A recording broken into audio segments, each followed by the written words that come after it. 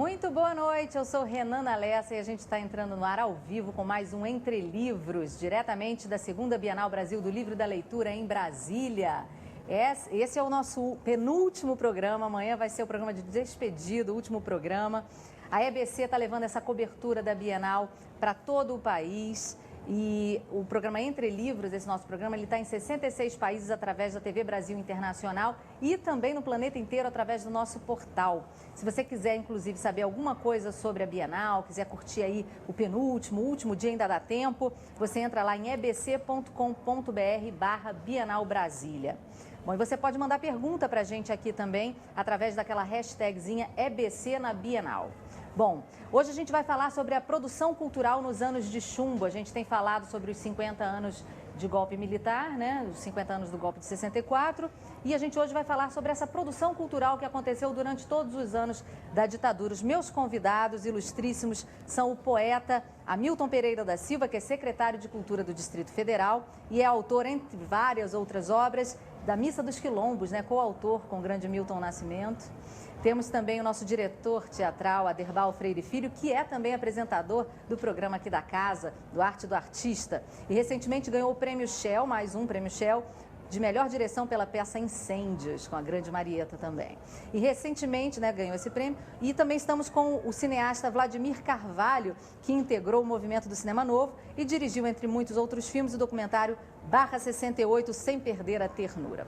Bom, a primeira pergunta que eu vou fazer é para o Vladimir, que era assistente do Eduardo Coutinho, do grande Eduardo Coutinho, que nos deixou, infelizmente, no documentário Cabra Marcado para Morrer, cujas filmagens foram interrompidas pelo golpe, né? Vocês lá, né, na Galileia descobriram que o golpe tinha acontecido. Como é que foi que chegou a notícia do golpe de 64 para vocês?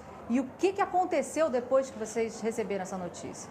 Bom, o golpe nos surpreendeu dormindo, porque filmávamos as noturnas exatamente naquela madrugada do dia 31 para o dia 1º de abril.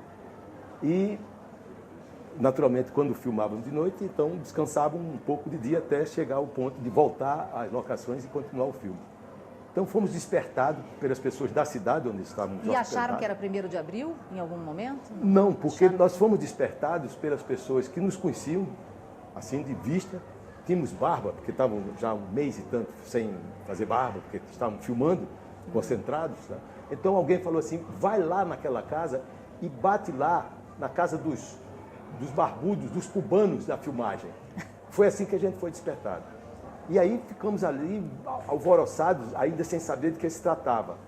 E rumamos, voltamos por Engenho Galileia, coisa de 20 minutos, para organizar uma resistência. Resistência que não houve, porque os próprios camponeses nos convenceram, persuadiram imediatamente, doutor, tirem esses carros, essa tralha daqui, porque quem vai pagar o pato somos nós. Eles estavam absolutamente certos.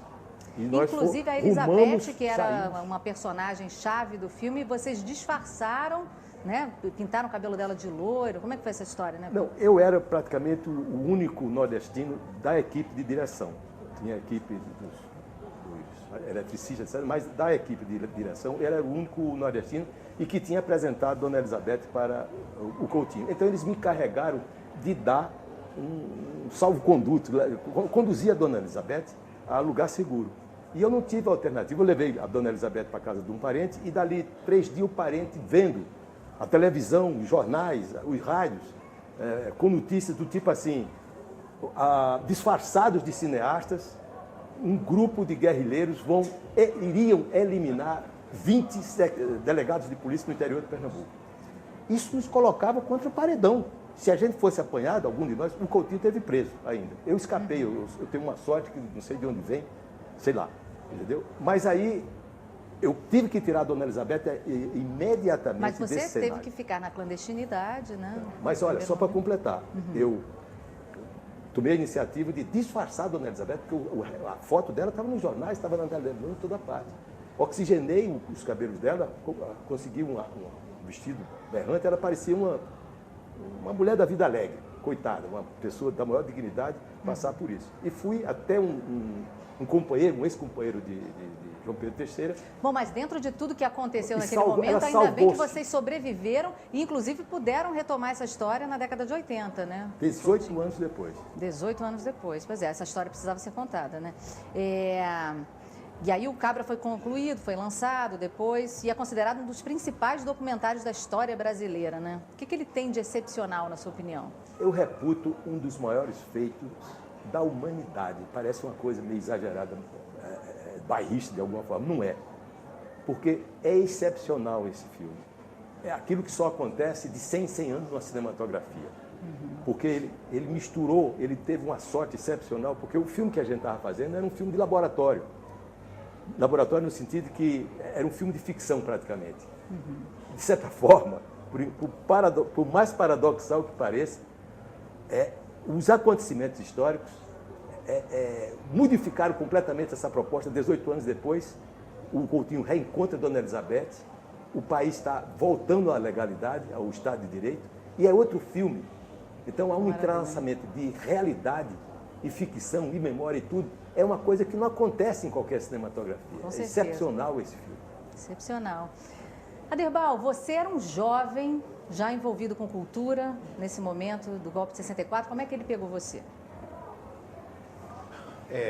Eu já fazia teatro, participava de movimentos estudantis, eu era estudante de Direito e morava em Fortaleza, que é a minha cidade. E participei, quer dizer, essa coisa do que é o que aconteceu, os acontecimentos periféricos. As coisas aconteciam, por exemplo, existia o Centro Popular de Cultura no Rio e nós tratávamos, nós que éramos estudantes e fazíamos teatro, de fazer também uma coisa semelhante, mas sem a força do Centro Popular de Cultura, sem mesmo a força do Movimento Popular de Cultura, o MPC de Recife. Mas, enfim, eu estava lá e eu trabalhava numa rádio que foi fechada na noite.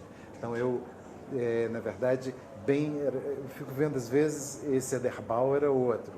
Porque... E teve o Aderbal também, que você estava contando agora há pouco aqui na Bienal, achei muito interessante, que a sua primeira experiência em vir a Brasília foi traumática, porque você veio para brigar com a censura, né, para defender o seu ponto de vista e conseguir botar uma peça, realizar uma peça. Né? Depois desse período de lá, que foi o período da primeira fase da ditadura e veio o endurecimento com o ato institucional número 5, é a época que eu fui para o Rio e comecei a fazer teatro profissionalmente e aí vivi todas as castrações, quer dizer, falo sempre disso como uma tortura, não uma tortura física. Eu sou um dos artistas ou agitadores que não foi torturado ou preso ou nada. Mas a minha geração foi castrada, em certa parte, em certo sentido, pela ditadura e outras formas. A cultura estava sendo torturada nesse momento, a né? cultura sendo torturada. Essa é uma tese que acho muito...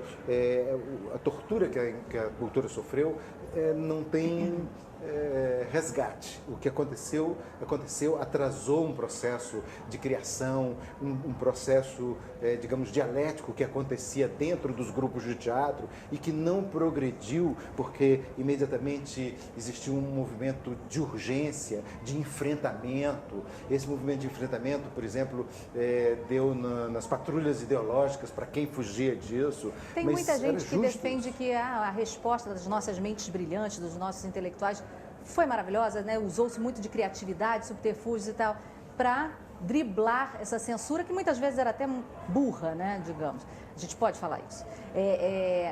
Mas, por outro lado, essas mentes que estavam ocupadas em fazer isso, estariam fazendo outras coisas brilhantes, né? E, de repente, melhor... Estariam criando. Pois é. E não Hamilton, por exemplo, foi preso, né? Foi preso e tem uma história de como você conseguiu um lápis dentro dessa prisão, que tem a ver até com uma pergunta que a gente recebeu aqui do Twitter, do Fred Leão, de dentro da cadeia, os presos políticos conseguiam saber ou acompanhar movimentos culturais que aconteciam do lado de fora? Os movimentos culturais, você ficava sabendo deles dentro? Acho que primeiro uma correção. Hamilton Pereira não é poeta. O poeta se chama Pedro Tierra. Que era o seu pseudônimo. Porque nós vivíamos uma dupla censura. A censura geral estabelecida pelo obscurantismo e pela intolerância do regime e a censura da brutalidade e da burrice, que é a censura da cadeia. Né? Eu fui preso no dia 10 de junho de 1972 e fui libertado no dia 10 de março de 1977. Ao longo desse período, eu escrevi o meu primeiro livro e a metade do segundo. Eu estava numa situação Mas curiosa. escondido, né? Você conseguia fazer com que esse material saísse dali A sem vida que é ninguém soubesse. contraditória. A vida é muito contraditória. Né? A gente pensa o seguinte, que a cadeia... Imagina, 5 anos de prisão, que é um tempo excessivamente longo para qualquer pessoa, ele está entremeado até de fatos risíveis.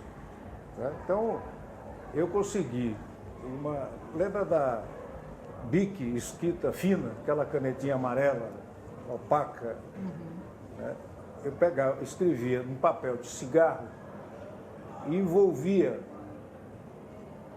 o tubo de Tito Refil com o poema escrito em letra bem miudinha. Depois eu vou contar aqui para os seus telespectadores Conte. como é que é o treino para fazer isso. E o meu advogado, Luiz Eduardo Greenhalgh, ele chegava com uma caneta exatamente igual no final da semana. Trocava. E ele passava a caneta que ele trazia para mim e eu passava a caneta. Assim saíram muitos dos poemas do Povo da Noite, que é o primeiro livro. Então, fizemos esse trabalho diante dos olhos distraídos do guarda. Né? Esse livro ele saiu dessa forma e por outras formas também, por meio de carta. É aí que nasce o poeta Pedro Tierra, porque eu precisava de um pretexto, de um nome, porque quando eu tentei enviar poemas assinando Hamilton Pereira, a censura ficou com eles, a censura da cadeia. Né? Eu inventei o personagem, escrevi uma carta para o meu irmão e disse assim, olha, conheci aqui nesse agrupamento de livros que nós juntamos aqui por favor das famílias, um poeta, pelo nome deve ser espanhol, que se chama Pedro Tierra. Adorei os poemas dele, então vou reproduzir para você. A censura é o exercício do obscurantismo e da burrice. E a poesia, ela é a resistência à burrice e a afirmação da sensibilidade, né, da inteligência. Então nós ganhamos a parada. Nós ganhamos a parada. O livro saiu. Chico Buarque também usou, né, o pseudônimo, né, Julinho da Adelaide. Pois é, que bom, né, que bom. Bom, a gente vai para um breve intervalo, daqui a pouquinho a gente vai falar mais sobre esses subterfúgios aí para vencer a burrice da ditadura. O Aderbal vai contar uma outra história que ele contou mais cedo aqui para a gente. É a EBC na segunda Bienal Brasil do Livro e da Leitura. Até já.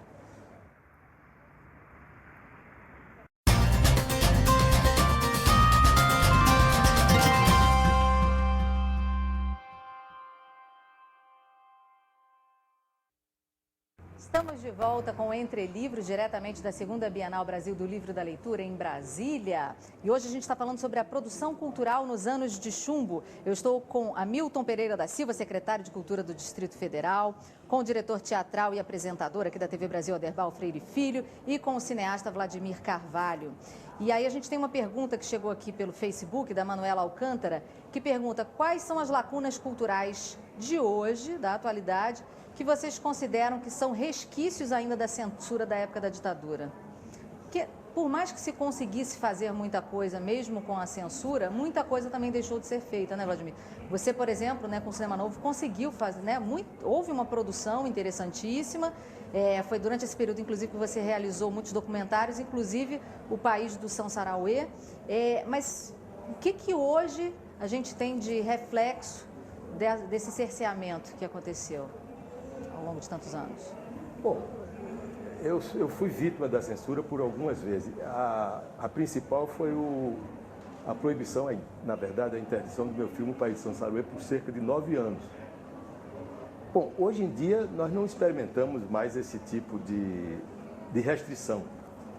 Mas se você pensar, por exemplo, é um aspecto de uma realidade, vamos dizer, fluida e generosa no seu aspecto, porque ela é muito numerosa, digamos, né? Que é essa coisa dos patrocínios. tem segmentos que rejeitam, sabe, concursos. O marketing das empresas, elas filtram, elas restringem. Elas não vão em qualquer bola. Isso é uma censura, isso é uma restrição, assim, dilacerante muitas vezes. A censura hoje se faz através dos patrocínios. Se faz disfarçadamente no patrocínio, no mecenato. Concordam? Isso é sutil, mas ela acontece. Concordam? Vladimir, eu quero propor um problema. Eu estou com aquilo que eu dizer aqui. A inteligência venceu a censura política, obscurantista, a censura das armas, digamos assim. Mas a censura econômica que se sucedeu, aquele pessoal que venceu com a sua capacidade, sua criatividade, sua inteligência, sua sensibilidade, a capacidade de produzir beleza, venceu o obscurantismo, mas não foi capaz de vencer a cooptação do mercado. Isso é um problema para a cultura brasileira que nós herdamos daquele período, mas que foi ganhando sofisticação na construção ou na reconstrução democrática. Eu vou ficar por aqui porque isso é provocação. Não, mas eu concordo com isso, concordo com o que você falou, completando o que disse o Vladimir, mas acho que a origem disso é lá. Né? A origem é realmente que lá as coisas não puderam ser amadurecidas, os caminhos não se solidificaram, não se confirmaram. Então, o que aconteceu? Passada a ditadura, estava fragilizada o movimento cultural brasileiro, estava fragilizada a criação artística brasileira. Então, alguns instrumentos de, digamos, incentivo, eles agem num corpo enfermo e as pessoas não sabem reagir a isso. E se cria uma situação, digamos, de meio deformidade, de um monstro, no certo sentido.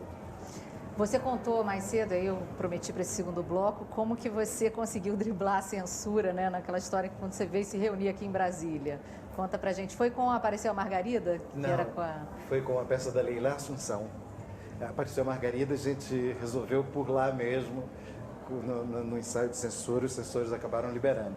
Mas tinha uma prática que a censura faz em 2 tempos. Primeiro ela libera o texto, que a gente mandava para Brasília, e depois, na véspera da estreia, iam censores locais para confirmar se o que está cortado no texto você respeita. Você corta as coisas que estão cortadas. E aí, 3 dias no meu espetáculo, proibiram, definitivamente. E eu vim a Brasília e me reuni com o censor, com o chefe da censura, não tinha jeito. É o palavrão, tira o palavrão, não tem problema. É droga, tira as drogas. Finalmente eles disseram que era falta de uma mensagem positiva, porque a personagem, ela separava do marido e montava um bordel. E o censor me disse, você pensou se toda mulher que separar do marido montar um bordel? Enfim, aí a gente resolveu dizer assim, falta mensagem positiva. Eu disse, tá bem. Aí fui para casa de um jornalista aqui de Brasília, meu amigo Wilson, onde eu me hospedei esses dias, e peguei uma máquina de escrever e enchi de mensagens positivas o texto. E aí entreguei e disse, agora sim, a mulher dizendo assim, vou me regenerar, não conto mais essa vida, várias ao longo do texto. Chegou lá no Rio, os atores me disseram, era Sueli Franco, Otávio Augusto, o elenco dessa peça, disseram, e aí, Aderbal, tudo resolvido, o que a gente tem que fazer? Corta que cena? Eu disse, nenhuma. Aí, quando o censor chegou para assistir o local... Ele estava preocupado com o que tinha que ser cortado. Com o que tinha que ser cortado. E não com o que tinha sido acrescido. E o que acresceu, eu cortei. Tudo que eu botei a mais aqui, cortei lá. E o diretor tem esse direito de cortar, ele não se importa. Você corta os textos, não tem problema. Ele quer saber se os cortes de Brasília foram respeitados. Mas o resto você pode cortar à vontade. Então, tudo que eu botei aqui, eu cortei lá. Então ficou igual a peça do bebê. Então, eu digo isso com certo cuidado, com medo da nova ditadura. Não teremos. Isso chamava-se boi de piranhas. Jogavam. Pois é, mas partindo aí dessa provocação de que hoje a gente tem uma certa... Como é que você faz para driblar esse poder que existe hoje, uma censura e tal de patrocínio? Esse é mais difícil, porque Por exemplo, eu vejo os grupos, as tentativas. E existem vários programas de incentivo que tentam, pelo menos os públicos, tentam ter um júri mais isento, mas as grandes empresas, elas definem mesmo pelo poder do marketing. Isso é péssimo, porque não é uma verba de marketing. As empresas aproveitam, estou dizendo isso aqui, e você penalizado, porque porque elas usam uma verba pública, que é essa verba de renúncia fiscal, como se fosse verba de marketing. Ela prefere aquele projeto esse porque dá mais marketing. Isso é terrível.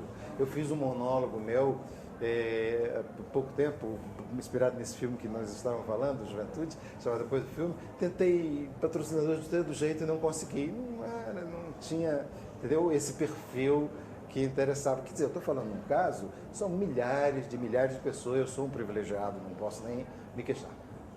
Mas, de repente, novos nomes que surgiriam ficam prejudicados, porque eles também querem sempre, né, nomes de atores, de diretores que já estão aí bem trabalhados, né, no marketing. Essa lógica precisa ser rompida, porque nós falávamos o que da ditadura, como diz como pergunta, né, a moça que nos... A Manuela.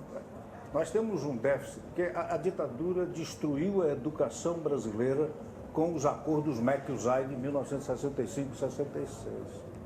O que nós herdamos depois disso é um sistema educacional, não é para produzir cidadão, é para produzir mão de obra para o mercado.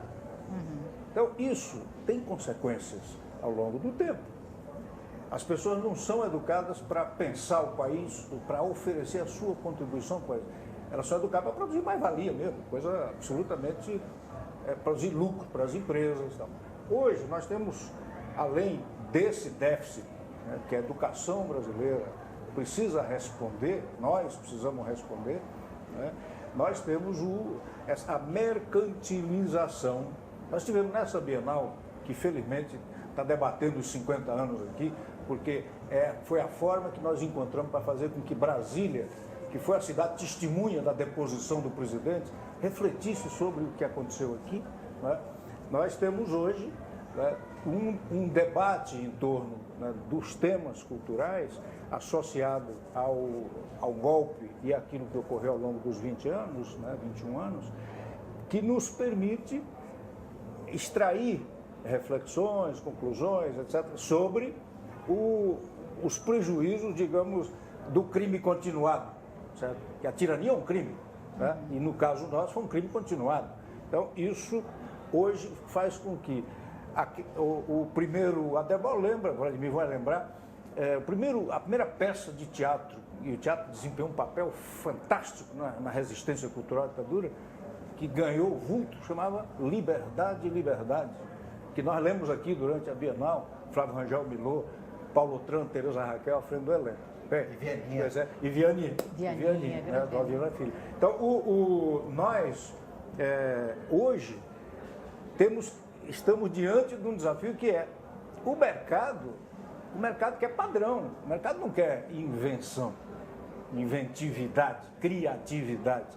Né? O que o André está dizendo aqui, as leis de incentivo, que são verba pública de renúncia fiscal, né, elas são aplicadas ao talante da direção de marketing. E aí o que ocorre? 80% daquilo que se produz com base na lei de incentivo vai para os grandes centros. Por quê?